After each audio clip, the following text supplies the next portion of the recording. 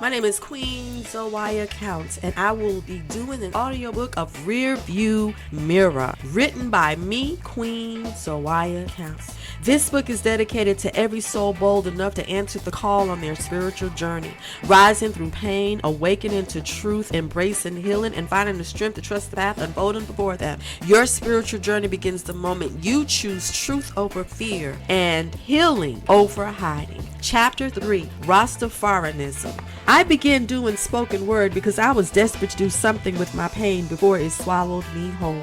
My first poem was not even mine. It was the lyrics to Lauryn Hill's X Factor. That song held everything I could not say out loud after all I had been through, and I clung to it because I needed some way to bleed without dying. After that, I started writing my own poems, going to open mic nights at the local club and spending time with these brothers who called themselves Rastas. They wore long dreads and spoke with Jamaican accents, though they were really from New Jersey and North Carolina. I was drawn to them because I was always looking for something deeper, something that might explain my suffering and turn it into purpose. I met one man in particular while we were dancing at the club. He talked and talked, grinding against me with a kind of confidence that dares you to enter, submit, or walk away. He was attractive, but there was an arrogance about him that made my spirit tense up. Still, I took him home. Part of me was curious, and part of me was still vulnerable enough to mistake intensity for meaning. He told me he needed me, that I would be his third wife. Then he began flooding me with literature, talking to me about Haile Selassie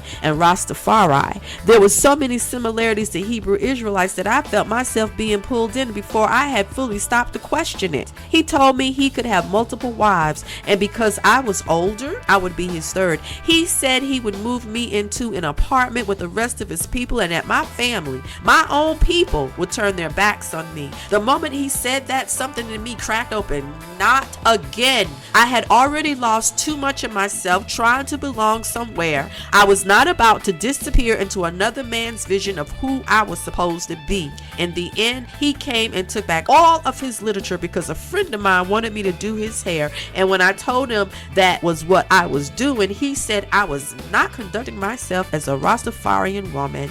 He told me I was not third wife material, that I was never going to be a Rasta, and that he was not the one for me.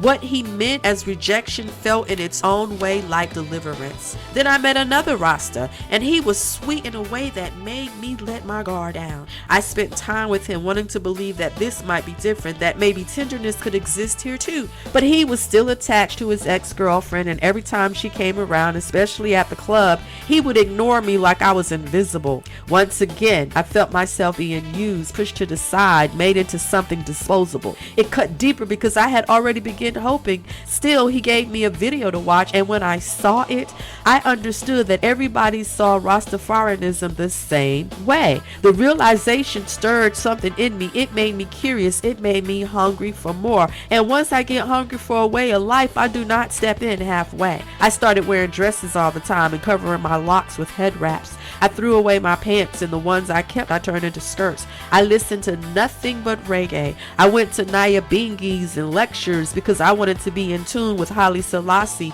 to feel close to something sacred, something rooted, something that felt like home. For a while, I truly believed this was the life for me. Once again, I felt that dangerous, beautiful feeling of homecoming rise up in me. But then the weight of it revealed itself. There were too many restrictions, too many rules, too many ways women were expected to shrink and call it holiness. Women were not truly uplifted the way I had believed, and I could not reconcile how they could condemn the white man while still sleeping with a white woman. That hypocrisy pierced the illusion. In the end, I had to face the truth. This was not home either. And that hurt because every time I reached for belonging, I seemed to find another cage. But even in that, I was learning that not everything that feels spiritual is safe. Not everything that feels like home is meant to keep me. And somewhere beneath all that disappointment, I was still becoming a woman determined to keep searching until I found a truth that did not require me to disappear.